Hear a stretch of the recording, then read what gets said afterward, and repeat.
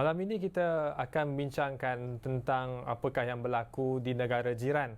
Dengan tajuk yang Darah Muda angkat pada malam ini, kita serumpun khabar dari Yogyakarta, Indonesia. Dan malam ini saya mulakan dengan suatu angka yang diterbitkan oleh Center for Strategic and International Studies, CSIS, yang berpekalan di Amerika Syarikat. Antara lain menerbitkan angka yang menunjukkan bahawa dari segi jumlah kes yang dilaporkan COVID-19, Malaysia berada di tangga ke-7 dan di tangga ke-10 daripada 10 negara ASEAN ialah Indonesia, dan keseluruhan kes yang dilaporkan sebanyak lebih daripada 368,000 kes, termasuk 3,602 kes yang dilaporkan hari ini sahaja.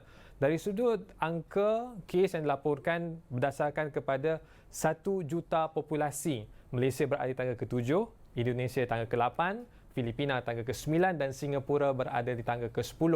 Dan saya nyatakan angka ini di permulaan bukan untuk menunjukkan ini suatu persaingan di manakah di antara negara-negara ASEAN yang 10 ini merupakan negara yang terbaik mengendalikan COVID-19. Sebaliknya, untuk menyatakan bahawa ini merupakan usaha secara bersama. Kerana untuk makluman penonton, ASEAN merupakan ekonomi kelima terbesar di dunia pada tahun 2019 sahaja. Keluaran dalam negeri kasar KDNK ataupun GDP yang dihasilkan di peringkat ASEAN berjumlah lebih daripada 3 trilion dolar Amerika. Itu angka yang sangat besar. Sekiranya kita tak boleh mengatasi masalah secara bersama, maka ekonomi yang kita bangunkan di Malaysia mungkin agak terbantu dan akan mengambil masa lebih lama. Tapi untuk mendengar lebih banyak perkhabaran, kisah dan untuk melihat perspektif apa yang berlaku di Indonesia, di Yogyakarta secara khususnya, bersama dengan kami di talian Skype ketika ini merupakan Tuan Sigit Prasetyo, merupakan pensyarah Universitas Jeneral Ahmad Yani Yogyakarta, Akademi Pariwisata Yogyakarta dan juga merupakan seorang usahawan. Tuan Sigit, saya ingin memulakan persoalan pada malam ini dengan ingin mendengar sedikit sebanyak tentang apakah yang berlaku di Indonesia ketika ini secara umum dan di Yogyakarta secara khususnya dengan berlakunya penularan COVID-19 di rantau ini. Silakan. Oke, di Indonesia saya kira sama dengan yang terjadi di seluruh dunia dan juga di negara-negara di Asia, bahwa sekarang masyarakat secara umum sudah lebih paham, lebih mengerti tentang pandemik COVID-19, sehingga mereka tahu apa yang harus dilakukan.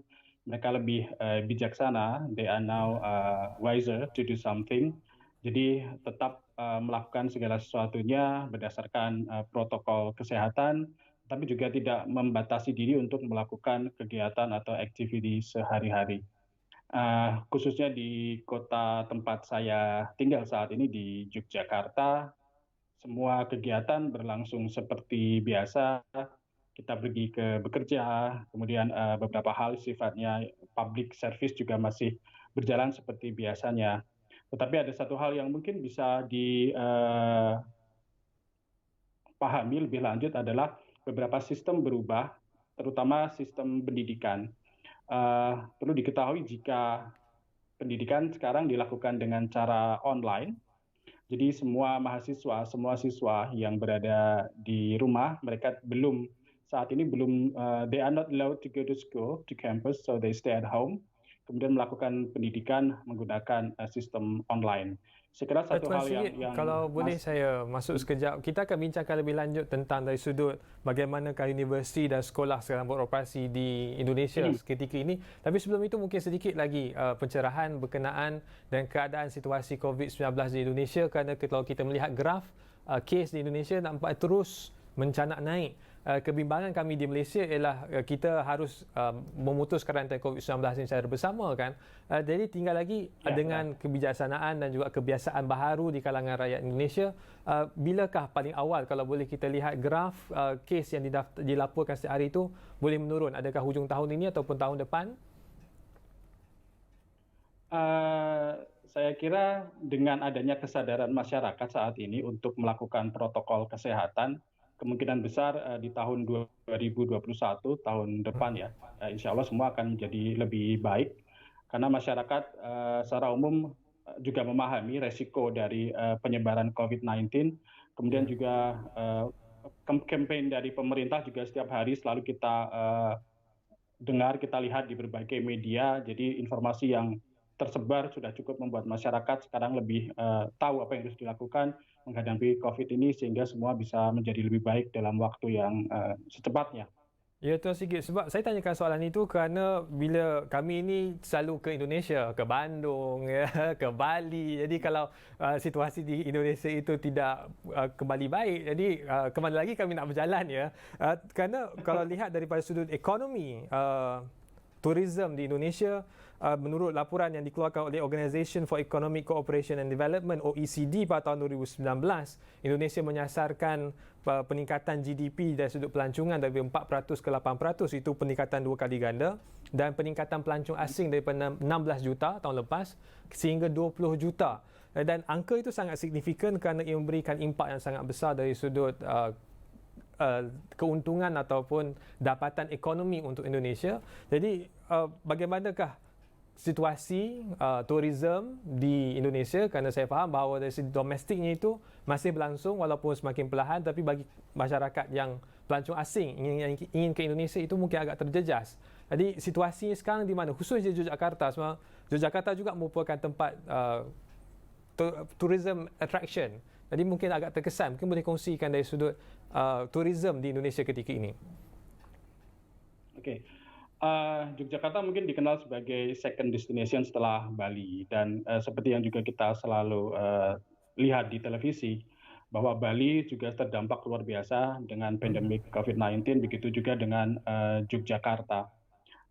Dampaknya memang sangat terlihat saat ini di Jogja. Kalau kita berjalan ke tempat wisata, jarang atau bahkan tidak kita temui turis-turis dari negara asing, begitu ya.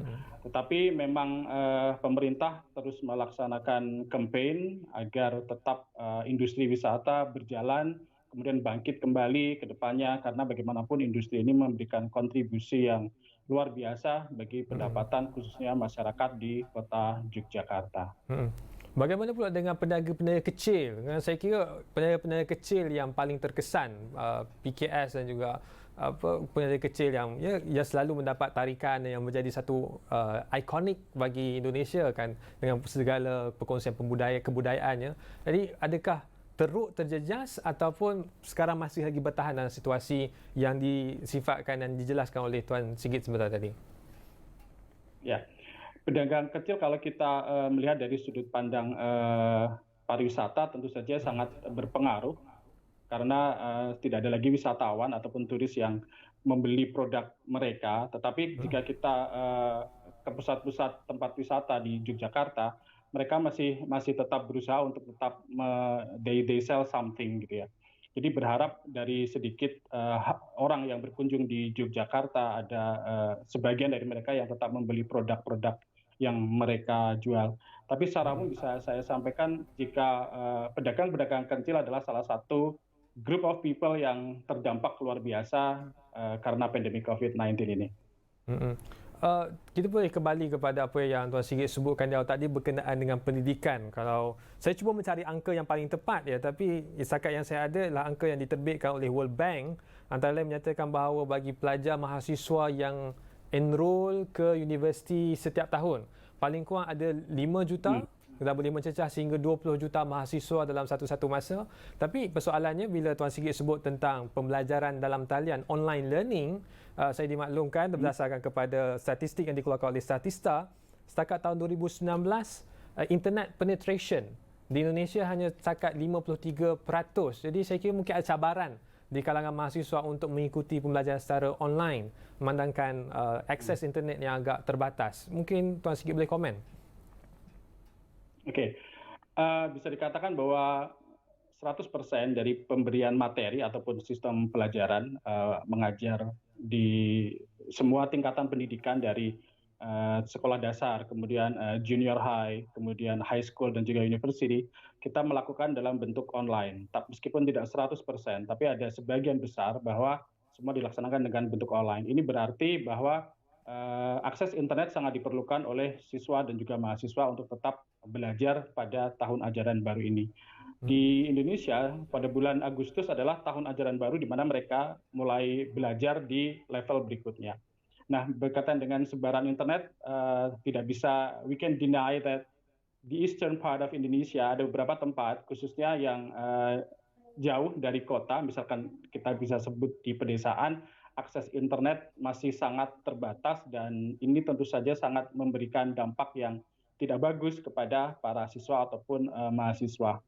Tetapi meskipun demikian, sekolah, university, kemudian juga some schools, mereka melakukan beberapa tindakan yang bisa menjamin bahwa siswa dan mahasiswa tetap bisa belajar sesuai dengan standar yang sudah ditentukan oleh government. Seperti itu. Terima kasih.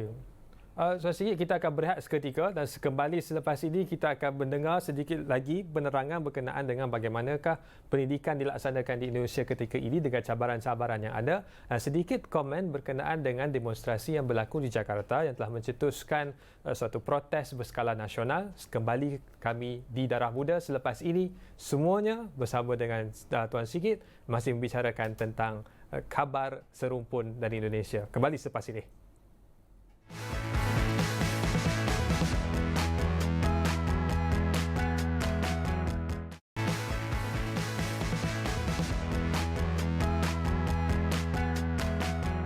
Kembali ke Darah Muda, masih lagi membicarakan tentang kita serumpun khabar dari Yogyakarta, Indonesia. Bersama dengan kami ketika ini talian Skype merupakan Tuan Sigit Prasetyo, merupakan pensyarah Universitas Jenderal Ahmad Yani Yogyakarta. Dan Tuan Sigit, sedikit berkenaan dengan pendidikan di Indonesia kerana disebut tentang pendidikan dalam talian di Malaysia. Juga kita ada perbincangan yang sangat panjang tentang bagaimana untuk beradaptasi dengan situasi dan norma baharu ini.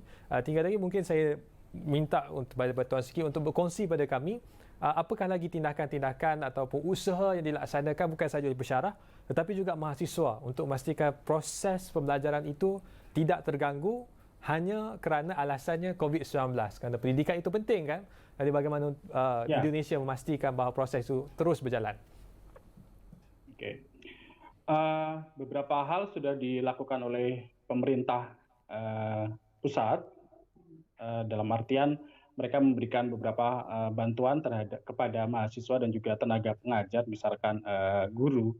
Jadi berupa bantuan di bahasa Indonesia disebut dengan paket data internet. Kemudian mereka mendapatkan paket data ini diberikan secara berkala. They got this every month.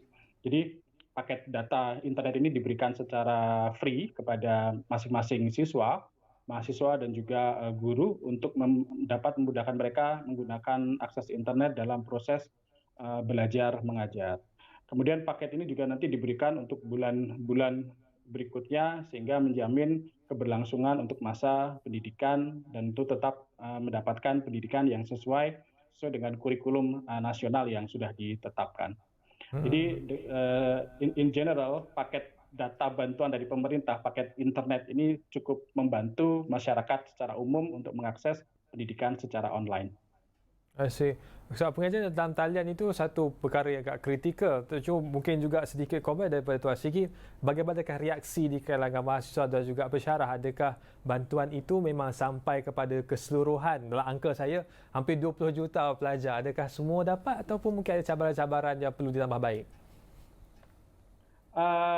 Tentunya melalui beberapa prosedur. Jadi pendataan, kemudian pemeriksaan nomor, apakah nomor ini memang sah atau nomor ini layak kemudian diberikan bantuan. Tapi in general saya bisa mengatakan bahwa paket data ini diterima oleh seluruh mahasiswa yang mendaftarkan diri melalui institusi pendidikan, jadi melalui sekolah atau melalui kampus. Kemudian yang jadi masalah adalah ketika paket data ini sudah diterima, kemudian mereka yang tinggal di remote areas tetap akan kesulitan. Bukan karena it's not because of the data, but the connection. I see. Karena beberapa tempat yang masih jauh memang secara akses internet belum stabil. Jadi kadang mereka they have to move to other village, to other places in order to get good connection and to maintain the connection to be more stable in studying. Ya, kalau kita boleh beranjak kepada satu lagi topik yang ingin kita kongsikan dan bincangkan pada malam ini dari konteks di Indonesia adalah berkenaan dengan pendirian Presiden Joko Widodo, dan saya sebutkan perkara ini dengan sangat berhati-hati bahawa setakat 4 Oktober tahun ini Presiden Indonesia masih lagi berpendirian bahawa tidak perlu adanya pelaksanaan lockdown berskala nasional secara keseluruhan. Saya tak pasti sama ada pendirian Tuan Sigit bersama dengan Presiden ataupun ada keperluan untuk dilaksanakan lockdown itu? Kebimbangan kita ialah kerana kes COVID-19 ini sangat tinggi berbanding dengan beberapa negara lain di rantau ASEAN ini kan. Jadi bagaimana komen Tuan Sigit? Okey. Saya pernah mendengar tentang itu, dalam artian memang berita tentang Presiden kita memberlakukan untuk tidak melakukan lockdown. Kemudian secara umum pasti itu sudah merupakan hasil dari rapat di tingkat pemerintah pusat. Tetapi saya akan I want to revert to something that becomes, our governor, gubernur di Provinsi Yogyakarta, Bapak Sri Sultan Hamengkubuwono ke-10, he said that kalau ada lockdown, kemudian nanti semua masyarakat akan semacam tidak boleh melakukan beberapa kegiatan, maka yang akan menjadi korban adalah masyarakat kecil atau masyarakat yang hidup di tingkat bawah. Karena bagaimanapun ekonomi adalah salah satu penggerak atau yang menjadikan sumber kehidupan. Jika lockdown diterapkan, maka yang berpengaruh adalah masyarakat di tingkat bawah. Saya kira itu menjadi salah satu dasar consideration kenapa lockdown belum diaplikasikan di Indonesia secara umum. Tetapi di sisi lain, saya kira pemerintah juga sudah memberikan beberapa hal yang berkaitan dengan protokol kesehatan yang bisa digunakan masyarakat umum untuk tetap melakukan kegiatan secara normal meskipun dalam situasi yang sangat terbatas.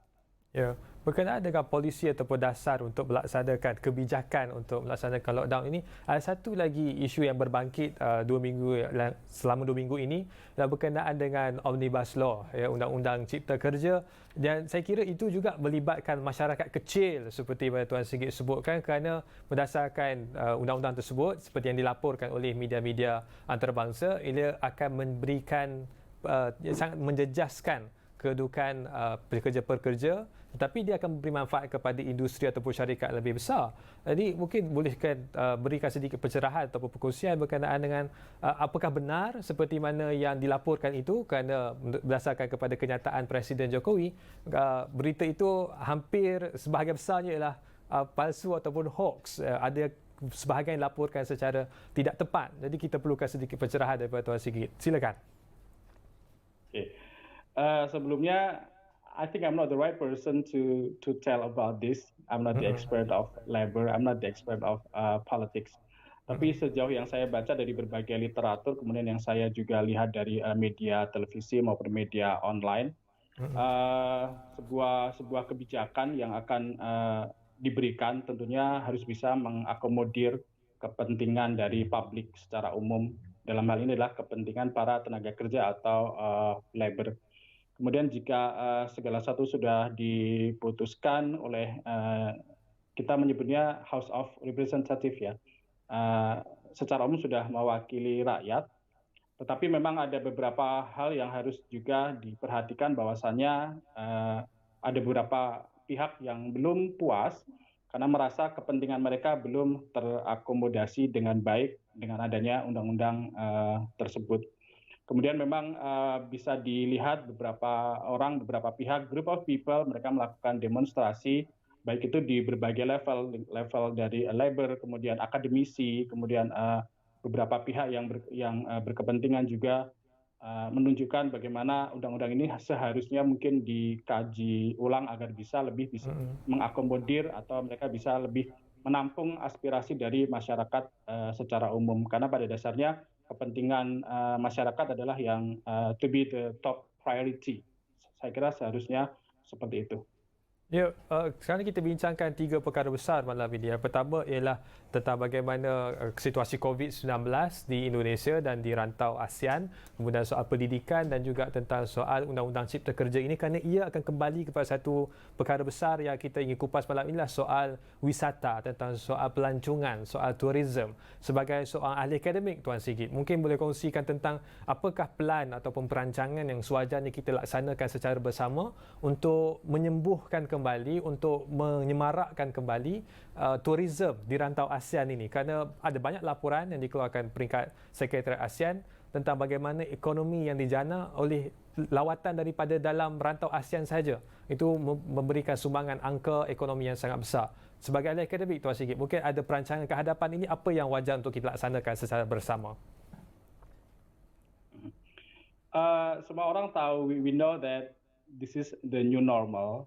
Jadi segala satu yang berkaitan dengan kegiatan termasuk industri tourism pariwisata dilakukan dengan cara yang baru, dilakukan dengan sistem yang baru, and salah satu yang harus dipahami oleh semua orang, baik visitors, kemudian turis ataupun pihak-pihak yang mempunyai industri wisata adalah memberlakukan sistem baru. So they have to apply something new in order to prevent the spread of the COVID-19. Nah, beberapa sistem sudah dilaksanakan, misalkan di industri perhotelan, di mana beberapa sign, beberapa tanda-tanda yang sering kita lihat di pintu masuk hotel, ataupun juga beberapa petunjuk baru yang sudah kita lihat berupa banner atau poster yang sudah ditempel di tempat-tempat wisata untuk sekedar mengingatkan para visitors untuk melakukan hal-hal baru, misalkan tetap menggunakan masker, kemudian mencuci tangan, kemudian tetap memperlakukan physical and social distancing, dengan tujuan memang industri tetap bisa berjalan dengan baik, tapi tetap mengikuti protokol kesehatan sehingga penyebaran COVID tidak semakin meluas ataupun meningkat. Seperti itu. Perubahan-perubahan ini pasti akan memberikan kesan dari segi mood ataupun rasa ingin berjalan atau ingin melancong di kalangan masyarakat di ASEAN ini. Mungkin kehadapan ini, apakah lagi perubahan-perubahan yang akan kita lihat selain daripada protokol kesihatan? Mungkin dari sudut tempat-tempat pelancongan juga akan berubah gaya untuk pelawat datang melancong. Adakah itu antara perubahan yang akan perlu kita berikan perhatian? Ya, beberapa fitur baru sudah diaplikasikan di lingkungan wisata. Kemudian beberapa tempat baru tetap dikembangkan. I want to refer to the local governments. They try to find new spot which is attractive for everyone to visit. Kemudian they also try to make it better in terms of the facilities. Jadi mereka memberikan jalan-jalan yang bagus. Kemudian mereka juga memberikan sebuah fasilitas lain yang bisa mendukung industri pariwisata secara umum. Pada intinya adalah kita selalu welcome dengan mereka, dengan orang yang ingin berkunjung, tetapi dengan hal-hal yang sudah sewajarnya dilakukan, tetap mengikuti protokol kesehatan. Terima kasih banyak-banyak Tuan Sigit Prasetyo bersama dengan kami di Darah Muda pada malam ini untuk berkongsi khabar daripada Yogyakarta, Indonesia. Dan sekali lagi kami ucapkan terima kasih atas perkongsian dan kira-kira ada banyak perkara yang boleh kita ambil pada malam ini. Terima kasih. Dan pada malam ini, tuan-tuan dan puan-puan yang penonton sekalian, itulah mesej yang ingin kami sampaikan di peringkat Darah Muda, iaitu COVID-19 ini merupakan usaha secara bersama. Bukan sahaja Malaysia harus memberikan perhatian, tapi juga seluruh negara-negara jiran di rantau ASEAN ini. Kerana kalau tidak kita putuskan COVID-19 ini, maka ada banyak perkara yang kita tidak boleh laksanakan secara bersama. Dan itu bawa kepada mesej terakhir Darah Muda pada malam ini. Jaga jarak sosial, jarak fizikal, terus patuhi SOP, kita terus disiplin dengan SOP yang telah ditetapkan oleh MKN, dan akhirnya kita akan putuskan rantai COVID-19 ini dan kita akan menang. Jadi setakat itu sahaja daripada saya, Irfan Faruqi, malam ini Darah Muda. Jumpa lagi.